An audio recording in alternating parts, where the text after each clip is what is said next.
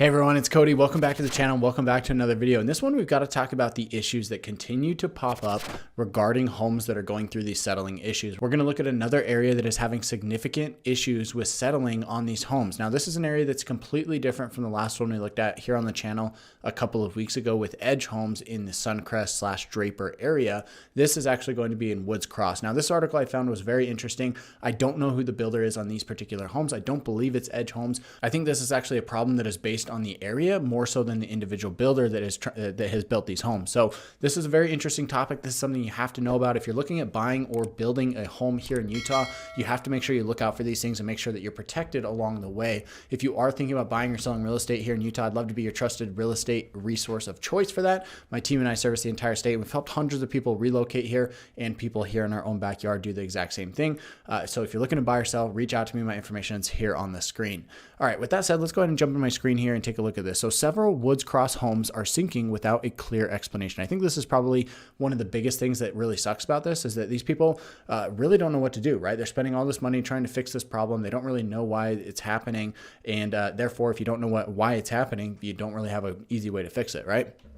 A Woods Cross homeowner is wondering who and what is to blame for his sinking house, which is costing him thousands of dollars. Now, if we actually pull up a map and come here to Woods Cross, you can see that this area right here is very close to the Great Salt Lake. The Great Salt Lake is out here. You've got Farmington Bay right here, and you've got Antelope Island, which is an area that you can go out and walk around with. They've got wildlife out there. But if you zoom in over here, you can see that there's water all the way up here to the west side of Woods Cross, and the water table here in this area is very high. So you almost have to wonder, hey, maybe the problem is that you built a little bit too close to this water that's over here with the Great Salt Lake. We've been having a ton of water lately, and I don't think this is helping this situation. Brian Bradbury's yard was all dug up Tuesday afternoon as he could not get into the basement, and most of his belongings were in storage while crews tried to rebalance his house, which has been a lengthy process. There's a 5-inch drop from one side of the house to the other.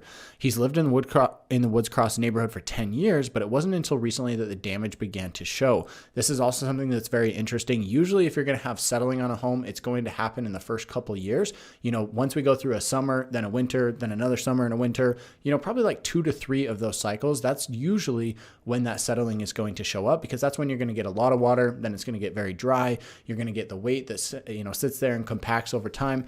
So usually within that first couple of years is when it shows up, but it doesn't have to be the case in all circumstances, right? This one, he's been there for 10 years before having issues. The cracks started getting really bad about a year ago, he said, where the walls meet the ceiling around all corners of the windows. He's paying over $100,000 to repair his home. They're doing push piers, which is to support the foundation. So they're going around the entire foundation, putting piers in, and they have 54 piers that are being pushed into the ground. However, there's still more work to be done. When the crews finish this project, it's on to other problems affecting the home. Now they got to fix the doors. They got to make sure that the windows are sealed tight. They got to make sure that all the sheetrock is fixed. There's kind of just no end to this problem from what it sounds like here. Unfortunately, he said he doesn't know why his home is sinking. There were a lot of questions for what was the cause of all this. It's really hard. It's a very expensive repair to see a lot of your life savings just kind of go up in smoke. And Bradbury isn't the only person in the neighborhood having this sinking issue. We talked to neighbors a little bit, and we found out more about the problem from them.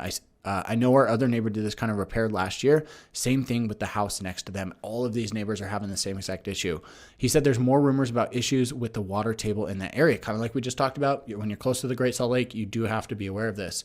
That doesn't mean that all homes in this area are going to have problems. In fact, if you look here, if we go back, we zoom out a little bit, go back to this map, you can see that North Salt Lake, Woods Cross, Bountiful, Centerville, and even Farmington, a lot of these areas along this western side could potentially have high water tables, but that doesn't necessarily mean that they're going to have issues with settling or anything like that. So it also depends on what type of soil there is, what type of care that the builder took when developing that property.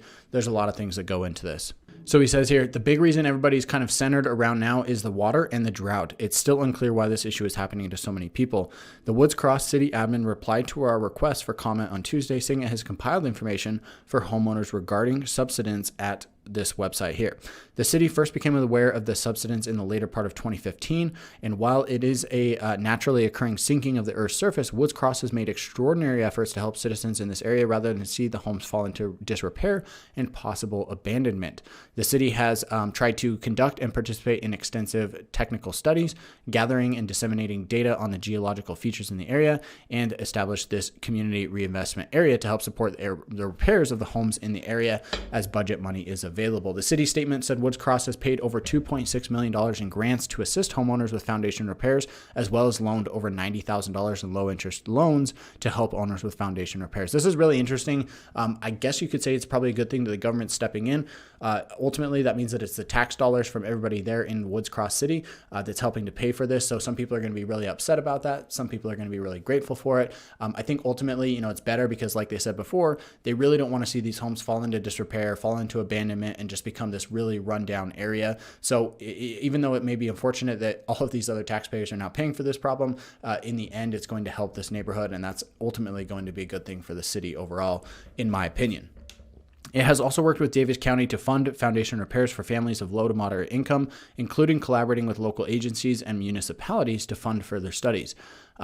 What advice would the city give to future homeowners? This is really important. As with any home purchase, a prospective homeowner should do his or her due diligence to understand the property and that they're looking to purchase. This can include hiring a qualified inspector or professional to evaluate the property. So it's really interesting to see that this is happening in multiple different areas to multiple different builders. And it's probably because we've gotten so much snow and so much rain and so much water this year that now these issues are starting to pop up. Now, I know that this one, it said, hey, this has been going on for a while, but I think we're starting to see this get exacerbated and more people are talking about it because of the water that we've had come into this area over the last couple of months. So with that being said, guys, thanks for watching. Share this video with a friend or family member who might be interested in this type of content. Subscribe to the channel before you go if you found this information helpful, and don't forget to reach out to me if you're looking at buying or selling real estate here in the Utah area. My team and I would love to help you. We've helped people from all across the world and right here locally buy and sell real estate, and we'd love to do the same for you. I cannot wait to hear from you.